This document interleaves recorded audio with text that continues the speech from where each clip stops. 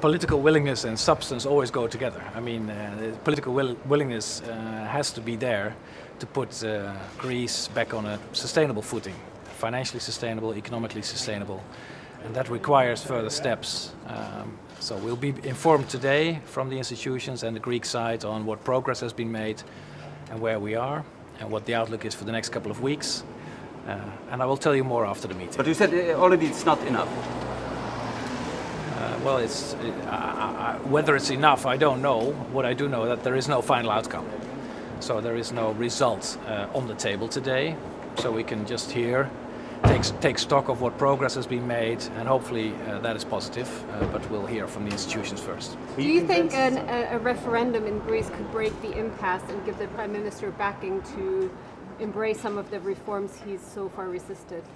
I think that's absolutely up to national politicians to organize referenda or not. They never worry me. Whether they are helpful or necessary is up to national politicians. But do you have Plan B? The Greek exit, is it on the table? Do you have Plan B? Certainly not. Are you convinced the IMF will be paid tomorrow?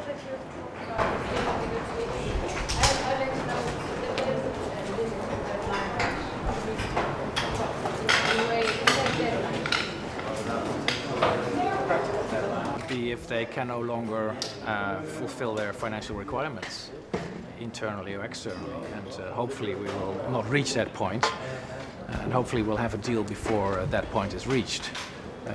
In political terms, the deadline basically is the end of June. We have extended the program for 4 months and it runs out at the end of June. And every week that the talks continue, we have less time for implementation and disbursement. Has Greece be able to regain a bit of trust, or? Let's hear from the institutions today. I think the last couple of weeks have been more positive than before. So I'll hear today how much progress has been made and what the expectations are for the coming weeks. After this positive improvement of the last few days, the Greek government expects some kind of improvement in the liquidity condition. Do you think that this is a valid expectation?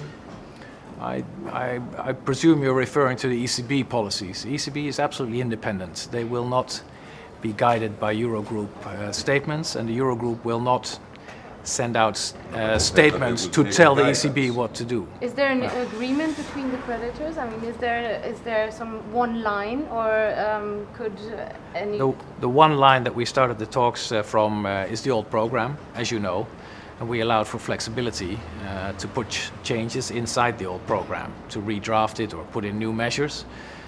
And that's the kind of flexibility that the Greeks have been offered, and they are now making use of that. At least they are putting in new proposals, and at the end of the day we'll have to see whether that all still adds up, because it has to be financially and economically sustainable. But it's too early to say. So let's go inside and hear from the institutions.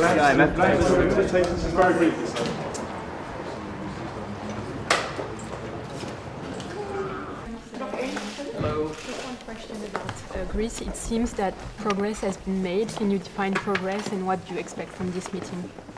I hope to hear from the institutions and from the Greek side today on the kind of progress that has been made. So I can't go into any details, but hopefully the signs are more positive than they were in our last Eurogroup meeting. And we will also hear what the next couple of weeks will behold, how much more time they think that is required. And as you know, the Eurogroup stands ready. As soon as there is a positive outcome from that process, we stand ready to reconvene and take political decisions. But I don't expect any today as yet. Do you expect an interim conclusion today? No. We'll basically take stock and hopefully that will lead to a positive or more optimistic outlook than last time. But that's it. About the possibility of a second